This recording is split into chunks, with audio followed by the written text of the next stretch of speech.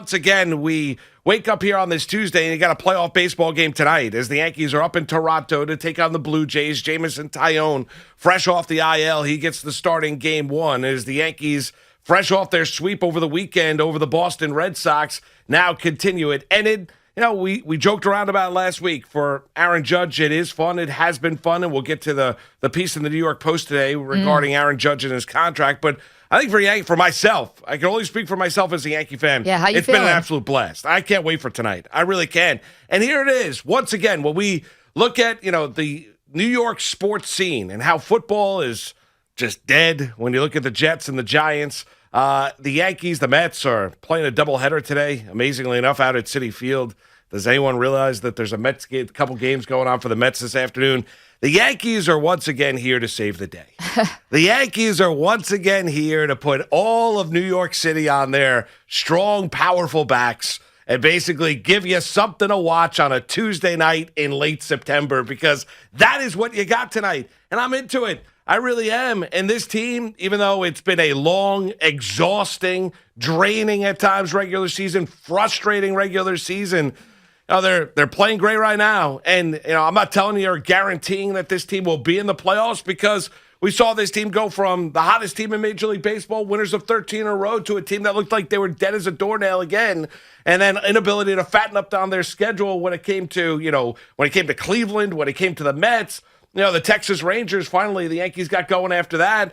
They sweep away Texas. They sweep away the Boston Red Sox. They've won 6 in a row here, and they get ready for a big game tonight in front of 30,000 up in Toronto as they expand the capacity from 15 to 30 for a big playoff series tonight, because that's exactly what it is for the Yankees. Yeah, you got to hope that the Yankees channel little Eli Manning giving some double middle fingers to the Toronto Blue Jays and the entire home crowd who's going to come out in full force. So, here's the thing. The Yankees, as I said before the Boston series, everything was coming up pinstripes for them, right? Wind at their back. They were getting back guys in terms of help for the bullpen, and the hitters were hitting. Like, this was all coming up Yankees.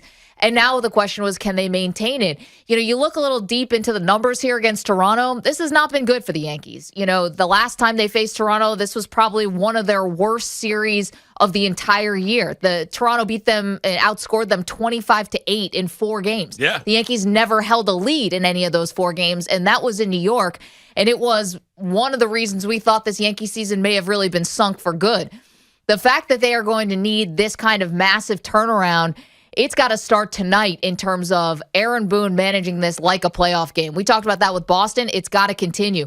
Jameson Taillon in 2 starts against the Toronto Blue Jays has an over 6 ERA. And granted, it's a small sample size, only like 10 2/3 innings. But this has not been a team that he has necessarily thrived against. Meanwhile, Hyun-Jin Ryu has 4 starts against the Yankees this year with a sub-2 ERA. He has 21 strikeouts. He's only allowed 3 home runs. This is somebody who has given the Yankees a lot of trouble. And so this has got to be every single batter counts here in terms of how they're going to manage this game. The urgency, you're coming off an off day. The urgency has to be there for the Yankees. I can't imagine it wouldn't be.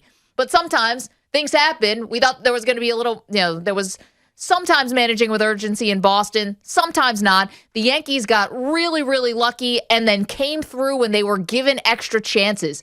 This has got to be the formula. Now, are they going to be able to start off the first game of the series like they did the Boston series, where the offense comes, set the tone, Cole was good, and all of a sudden you're off and running? It's going to be a tall ask against Ryu, just simply if you want to go by the history. We know he's dealing with a little of a neck injury. He's dealing with a little of a neck injury, though.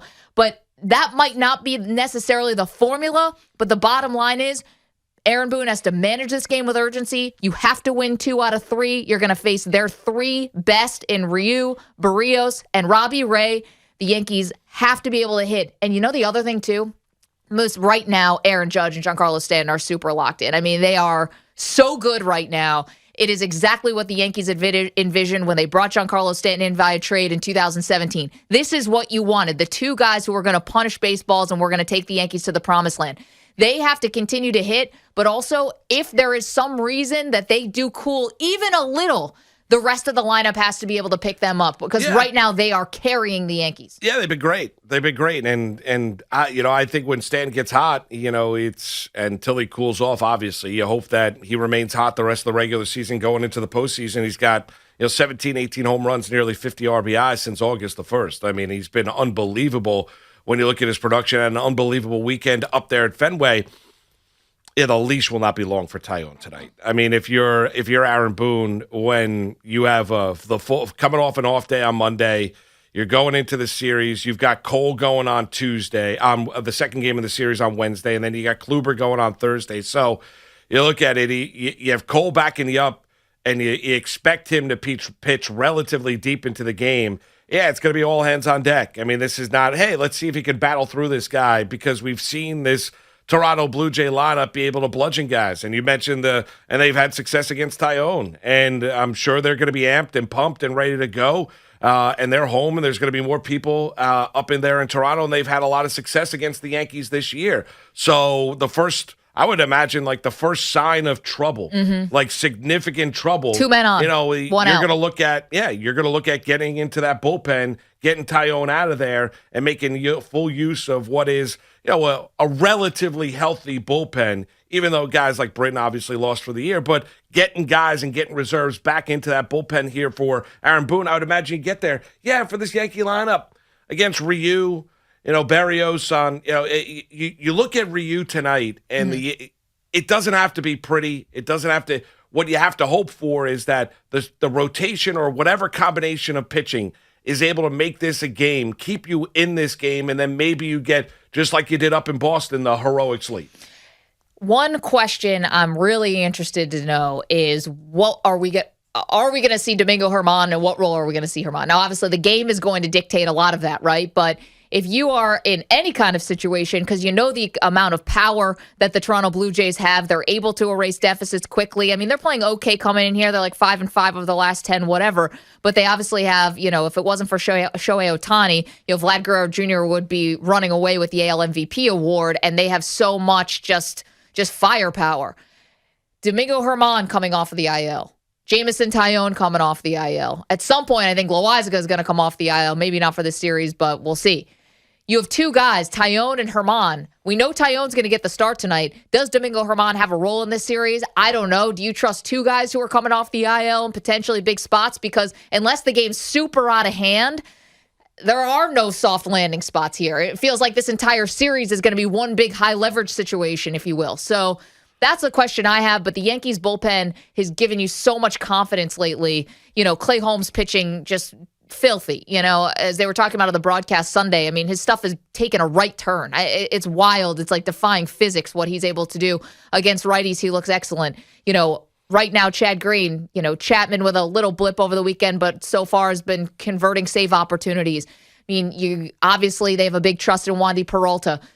How good is this bullpen going to be? Because for the Taillon start and for the Kluber starts, which bookend this series with Cole in the middle, I think the bullpen is going to be everything in the series. Yeah, no doubt. Don't disagree, because you don't know what you're going to get from Taillon and Corey Kluber. You don't know exactly what you're going to get from the veteran starter as well. So you look at Garrett Cole. That's the guy that you can count on, that he's going to give you innings and give you length middle part of this series. It's going to be fun. I mean, I know it's easy to say that this is what we do for a living. I get it, and we watch a lot of sports. But, I'm fired up. The playoffs began this past weekend for the Yankees up at Fenway. They continue tonight up in Toronto against the Blue Jays. And even if they should fall short tonight, puts another big start on the shoulders of Garrett Cole Wednesday night, second game of this series against the Toronto Blue Jays, because – as John and Susan were talking about, every game is the next big game, is the next must-win scenario, and that's where this team is. And they're starting to prove some of the naysayers wrong. So if you are, as we had the conversation last week, Yankee fans rooting against this team, and we said at the time, right, listen, I don't root against the Yankees, right? I root for them to be successful. Don't disagree. Don't understand why fans were rooting against the Yankees. Understand the frustration from Yankee fans this year. Understanding that they wanted some sort of a change after this year. When it comes down to it, though, it was Yankees Sox up at Fenway. No Yankee fan is rooting for the Boston Red Sox to beat the Yankees. And when it comes down to it, it's the Yankees, it's the Jays. It's the newcomers in Toronto with all the young studs up and down the lineup, with Guerrero Jr. being an MVP candidate right there with Shohei in the American League. And how many guys in that lineup that have given you 100-plus RBIs for Toronto and knocked around the Yankees, embarrassed the Yankees earlier on in the regular season. You look at it tonight, all of that could be forgotten. All of that gets forgotten, just like it did in the Red Sox series, because you don't think about the struggles. You don't think about, earlier in the year. The Yankees and Giancarlo Stanton, it's the newest, freshest thing. Stanton came through, and the Yankee fans were celebrating across the tri-state area. The Yankees right now have that opportunity once again, beginning with this series. And if they're successful in this series, see exactly where they stand, then it's the Rays up next to close out the regular season at home. That's what makes it fun, because amazingly enough, the Yankees, even as up and down, inconsistent as they were in the regular season, they still put themselves and gave themselves an opportunity, even with this daunting stretch, to be able to prove it to everybody out there that they are indeed good enough, and they did it last weekend in Fenway. But because this is New York, and because there is always just a little bit of drama, sometimes just on the periphery, sometimes hanging over the whole thing, we're never hurting for drama in this city. Of course, on the eve of the biggest series to date, no doubt, this is it, against Toronto. This is the playoffs or nothing. And you get the story about Aaron Judge because he's asked about his contract situation. Now, good job by the Post. Good job by the Post. Excellent headline. Yeah. Excellent headline. Not a lot of meat to the story. Well, here's the thing, right? So the headline, which is, listen, it got me to click. Yeah. Aaron Judge sends message to Yankees amid stagnant contract talks. Okay? Judge was asked before the season in spring training, any contract talks. He said, that's a good question. But no, we all know Aaron Judge has one more year of arbitration, and then he's a free agent after next season. No, we haven't. So asked as a follow-up, Dan Martin doing a great job, try to stir the pot a little bit, and why not, and said, has there been any update here? And he said, no. The ball is kind of in their court, Judge said. I'm just a player. I just do my job every day. I'm not going to go running to anybody and say, let's talk about this. That's their job to do. That's what they get paid for. I'm getting paid to be out there on the field. Now, here's the question about it, right? In the micro. Did anyone think they were going to have contract talks during the season? I certainly didn't. I wonder if Aaron Judge thought that they were. Was there an expectation that the Yankees were going to have any kind of contract discussions with Aaron Judge's people while the season was going on? That would be interesting to know from Judge's side. So was there any kind of expectation? The second question is, now that it's out there, what are the Yankees going to do about Aaron Judge? Because he's put together the best season so far in pinstripes. He's been as healthy as ever, and his impact is undeniable on this team. So what's the move for the Yankees? Now, they're going to get a little bit of a reprieve here because the collective bargaining agreement's going to expire and blah, blah, blah, and we might have a work stoppage, blah, blah, blah, later on conversations. But it's probably going to be pretty dead for a while for free agency, especially I'm thinking, or not free agency, for contract negotiations, especially big ones like what Aaron Judge is going to be looking for. Yeah, no doubt. I just think the Yankees are going to let Aaron Judge get to free agency. They let Jeter get to free agency. They let Bernie Williams get to free agency. They let Robinson Cano get to free agency. They have let guys go to free agency, and they haven't even thought twice about it. Sometimes it's worked out where they brought guys back. Sometimes they haven't, like with Cano. Derek Jeter, his feelings got very hurt, by how things went out in 2010. Right. Yeah. That's what I'm talking about. You got guys who go to free agency who maybe you wouldn't expect. And so do the Yankees feel urgency to get a deal done this offseason? I think the answer to that is absolutely not. I think they will let Judge play out the final year before his contract, and they will not think twice about it. Yeah, I don't know. I don't know. I think the Yankees, I don't have any fear about Judge leaving. I don't. I mean, I don't think the Yankees wanted to bring Robinson Cano back. I don't think they felt like he was worth the kind of money that the Seattle Mariners gave him. Bernie Williams was close to sign with the Boston Red Sox, as the story goes. Called George and had the conversation. He was back in a Yankee uniform. As much as, and that was the contract where it got nasty with Jeter later on in his career. Yep. But that was also later on in his career, and Cashman and Jeter. Eventually, Derek was back. Like I don't like. That's because Derek said he wasn't going to shop his contract anyway.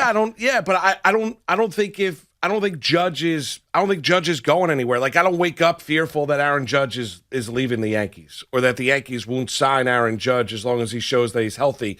He's had an unbelievable year. not as good as the 17 season where he could have been the MVP of the league and Altuve and all that and those gaudy stats. But I kind of feel like when the Yankees want somebody, they sign that guy. Like, especially their homegrown guys. Like Cano, they didn't want back. Right. Is there a part of the Yankees, though, where if you don't get a deal done this year, you know what you're doing to the guy in this offseason? I mean, you know what you're doing to the guy, right? You're making him play out the final year before free agency. I imagine that's something that Aaron Judge would not want to do if given the opportunity, right? Probably, because yeah, you don't want to agree. be answering questions about it all the time. It can hang over you. It can be like a dark cloud. I just think he's got to get comfortable with that possibility because it's going to be super uncomfortable. But it's 1 year proven to the Yankees that Aaron Judge is now going to stay healthy the rest of the way. This is why I don't think he's going to get the contract offer this offseason. So be prepared for more stories like this where he's going to be asked and the answer is going to be no, because I don't think the Yankees feel an urgency to get to the negotiating table with him. No, probably not because they still have a year of control of him. But it's not maybe doing the right thing by the player. I don't know. I guess I just don't fear him leaving. Like, if the Yankees want to sign Aaron Judge, do you think the Yankees aren't going to sign Aaron Judge? Well, it just depends. Do you want to do this the easy way or do you want to do it the hard way? No, I get it. But in the end, do you really think a deal's going to get done? You know, If the Yankees want to sign Aaron Judge, do you think a deal would get done? Here's the only thing that makes me think that there's a possibility for some wiggle room here is that for as great as it has been in this very recent to watch Giancarlo Stanton and Aaron Judge both mash together and how awesome this has been and how great it's been for the Yankees. They are redundant. In terms of their skill sets and in terms of who they are, these are two players that profile almost the same. You've got outfielders who have injury issues who most likely will be DHs for full-time permanent as you move forward in their careers. And you got two big righties who hit home runs but strike out. I mean, you have guys who you're not sure about their bodies if they're going to break down. So they profile so the same, and you're already locked into Stanton for the next 7. So are you going to give Judge another, say, what's he going to be looking for? A 9-figure huge deal, you know? Yeah, he's not going to get anywhere close. He's going to be 30. He's going to be 30. He's going to be up there in age. But he's going to get $250 million? Yeah, is that crazy? Right. I think Judge is a better overall hitter than Stanton. I know you look at their power numbers, and that's what he's also a significantly better athlete. He can play multiple outfield positions. He can steal bases. He's better on the base pass. He's got a higher baseball. There are things that Judge is a better baseball player than Stanton. Now, if you're going to look at him just as the presence in the middle part of the lineup, that's fair. But I think when you're looking at him as players, the flexibility that you have with Judge, you don't have with Stanton. But how much longer is Judge really going to play the outfield? Another 4 years? Tell me, yeah. I think so. Okay, so are you giving him a 7-year deal? I mean, at some point, he's going to be a DH. Well, maybe. I mean, I don't know. I mean, I've seen guys at 35, 36 be able to play the outfield. I mean, I don't think all of a sudden it's going to lose Aaron Judge is all of a sudden. He's not a lumberjack. He's a very, very fluid athlete. It's not Lucas Duda playing the outfield here. So I don't know if I necessarily look at him where I'm concerned about where he is 6 or 7 years down the line.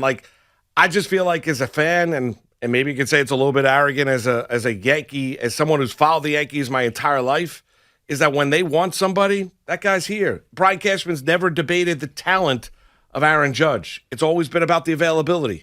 And, maybe that'll bother Judge. The deal doesn't get worked out, but I think the Yankees understand the importance of Judge in this organization. And Judge understands the importance and his love of being here in New York with the Yankees. So I think that does factor into their favor as well. We'll continue the conversation. We'll do that next. 877-337-6666.